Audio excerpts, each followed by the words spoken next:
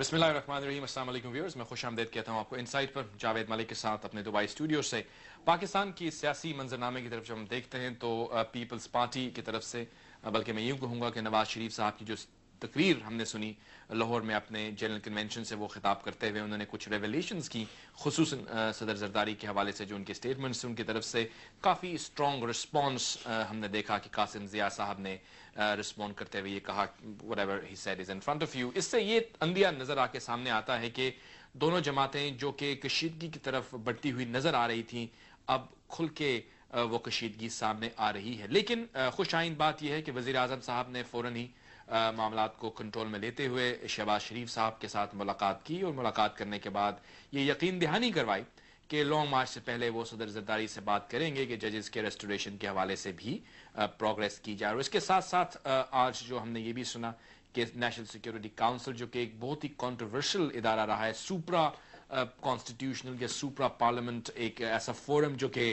परवेज मुशर्रफ साहब ने क्रिएट किया था, उसको भी खत्म करने पर इत्तफाक राय पीपल्स पार्टी में पाया जाता है। एक और चीज़ जो बहुत अहमियत की हामिल है कि चौधरी शियात हुसैन साहब के यहाँ जो हमने देखा कि उनकी वालदा की वफात के मौके पर एक खैर सगाली के तौर पर तमाम लीडरान वहाँ पर तशरीफ़ लेकर गए, लेकिन बहुत अहमियत की बात यह थी कि नवाज शरीफ साहब भी वहाँ पर गए, शहबाज शरीफ साहब इंडिविजुअली गए, और पाकिस्तान मुस्लिम लीग काफ, जो कि काफ़ी लोग उसको रूल आउट कर रहे थे, वो एक और सियासी फोर्स बनकर उभरती हुई नजर आती है। Because where they go will make the difference in Punjab. मेरे साथ आज शरीक गुफ्तगू है पाकिस्तान मुस्लिम लीग काफ के पार्लिमानी लीडर, साबिक वजीर भी रहे हैं, जनाब फैसल सालेह साहब। Welcome to the show Faisal साहब। फैसल साहब, पीपल्स पार्टी में भी आपकी ऑफ कोर्स आपकी एफिलिएशन रही है, you understand the party as well.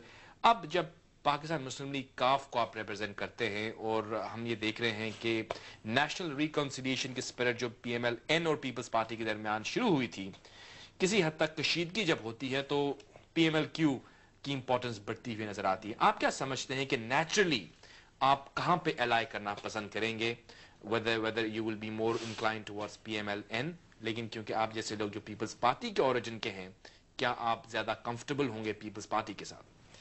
Thank you Javed, आपने मुझे इनवाइट किया अपने प्रोग्राम में। आपका ये जो सवाल है, इसके दो तीन मुख्तलिफ डायमेंशन इसके बनते हैं। मैं I try to be very brief. पहले आपने नेशनल रिकन्सिलिएशन की बात की है, तो आपने देखा कि पिछले एक साल में जब से इलेक्शन हुए हैं और ऑलमोस्ट अब तो 11 महीने होने वाले हैं इस नई हुकूमत को बने हुए और असम्बलियों को वजूद में आए हुए, तो उसके बाद ये जो रिकन्सिलेशन या कह लें, इसको नेशनल रिकन्सिलेशन कह लें, इसको एतमाद साजी कह लें, सियासी महाजराई का खात्मा कह लें, या कमी कह लें आप इसको, तो ये हर तरफ से आपको देखने में मिली। मैं क्योंकि रिप्रेजेंट करता हूँ मुस्लिम लीग को और अपोजिशन की पार्टी को, तो हमने उस लिहाज से अपना एक जो रोल था वो प्ले किया।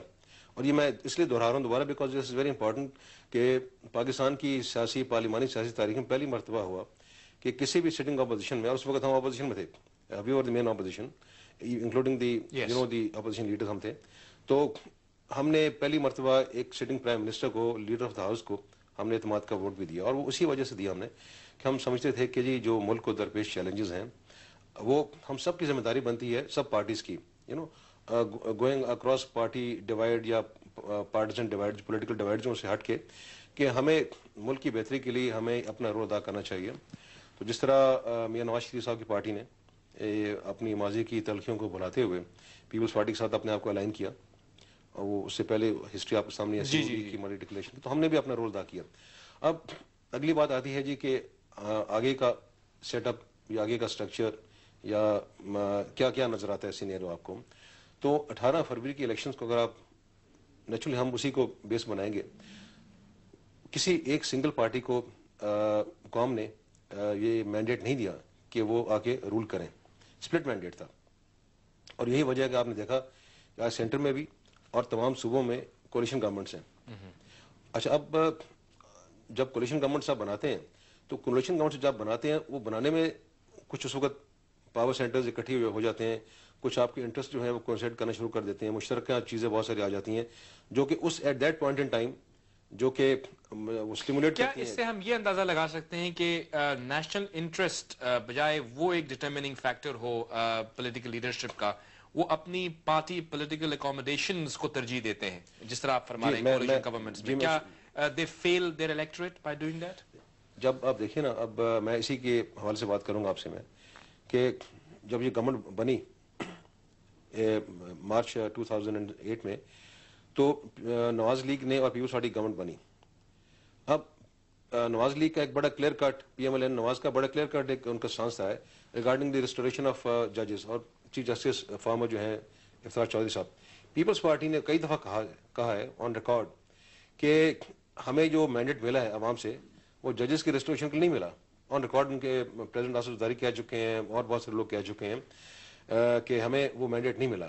But despite that P M L N went into a political alliance because ان کو ایٹ دیٹ پوائنٹ ٹائم ان کے پولیٹیکل انٹرسٹ کو سوٹ کرتا تھا. بیکاز اس وقت ان کے لیے بڑا جو تھا جو ان کے لیے، لیکن اس کے بعد اب ہم دیکھ رہے ہیں ہسٹوریکلی آپ نے بہت اچھے انداز میں بیان کی ساری ڈائمینشنز. اب ہم جب آتے ہیں جس جگہ پہ اب ہم آج کھڑے ہوئے ہیں، ایک طرف تو کشیدگی بڑھتی ہوئی نظر آتی ہے دونوں جماعتوں کے درمیان، اور اس کے ساتھ ساتھ آپ کی جگہ بھی بنتی ہوئی نظر آتی ہے، جو ہم نے دیکھا کہ پیپلز پارٹی کے ساتھ بھی ممکن ہے کہ یہ ہو. لیکن زیادہ جس کے چانسز ہیں اور جو مبصرین سمجھتے ہیں کہ دونوں مسلم لیگوں بلکہ جتنی بھی ابھی فیکشنز ہیں ان کا الحاق جو ہے وہ بہت ضروری ہے، اور اسی کے بعد آپ ایک افیکٹو طور پر اپنے ایجنڈا کو جو کہ مسلم لیگ کا ایجنڈا ہے وہ لے کر آ سکتے ہیں. آپ ایگری کریں گے اس سے؟ جی میں اسے ایگری اس طرح کروں گا کہ تھوڑی سی بات میں اپنے پہلے ختم کر لوں کہ وہ جب گورنمنٹ بنی تھی، جو میں کہہ رہا تھا اس وقت پی ایم ایل این کے لیے ایک جو موٹیویٹنگ فیکٹر ہوگا اس وقت وہ پرویز مشرف صاحب بھی ہوں گے.